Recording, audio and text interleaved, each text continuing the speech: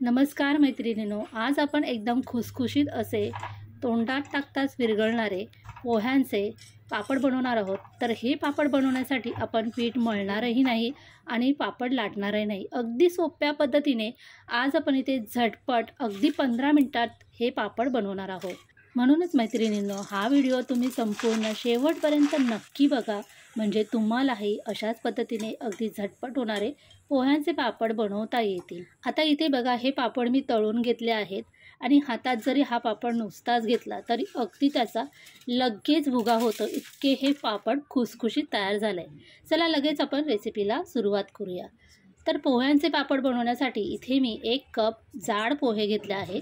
ज्यापासून आपण कांदे पोहे बनवतो तेच पोहे इथे मी घेतले आहे।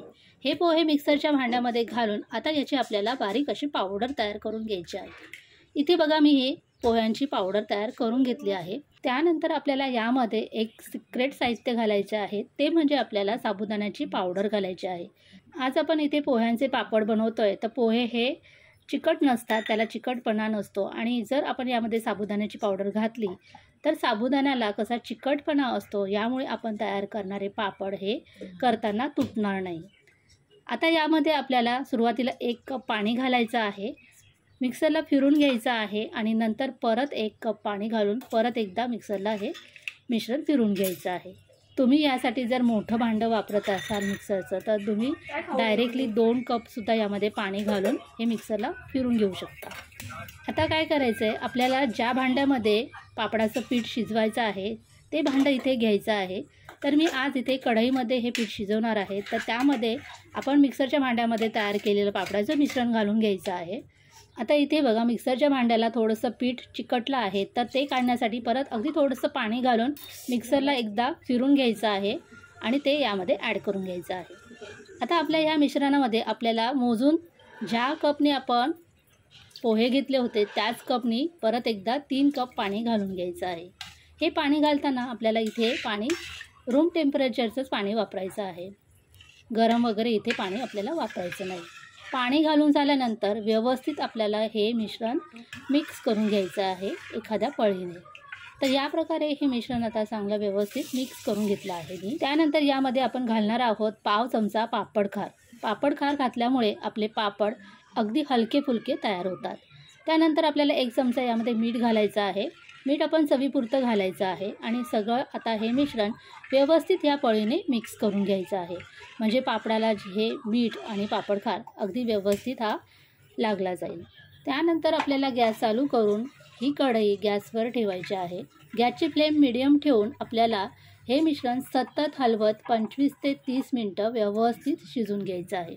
आता हे पीठ शिजवत असताना आपल्याला गॅसची फ्लेम मोठी करायची नाही आहे, मीडियम फ्लेमवरतीच आपल्याला 30 मिनटं हे पीठ छान असं व्यवस्थित शिजून घ्यायचं आहे। पीठ हे शिजत आलं की त्यावरती अशी छान अशी चकाकी येते पिठाला आणि पीठ घट्ट व्हायला सुरुवात होते आणि पीठ जेव्हा आपलं हे शिजत येतं तेव्हा त्या पिठांवरती असे बुडबुडे तयार होतात। अशा प्रकारे पीठ हे उडायला सुरुवात होते आणि हीच खूण आहे की आपलं पीठ हे आता शिजत आलं आहे।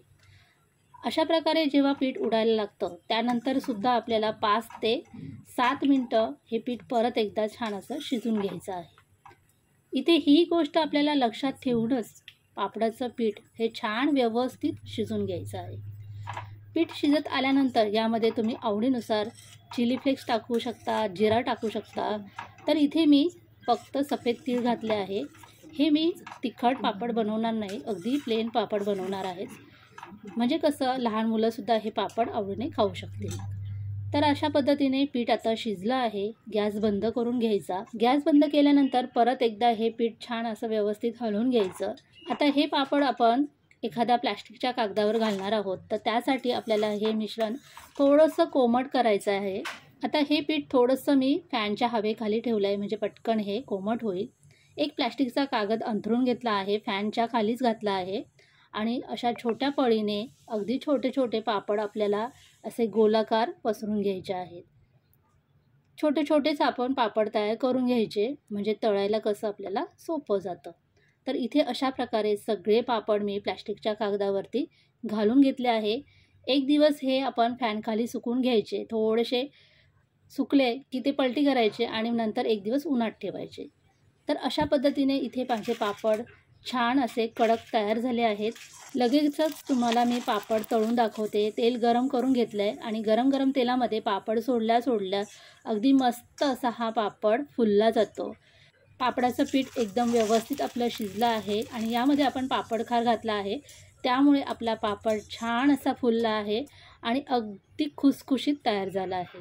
तर तुम्हीसुद्धा अशा प्रकारचे पापड जरूर करून बघा, अगदी झटपट तयार होतात। आजची रेसिपी आवडली असेल तर लाईक, कमेंट आणि चॅनलला सबस्क्राईब करायला अजिबातही विसरू नका।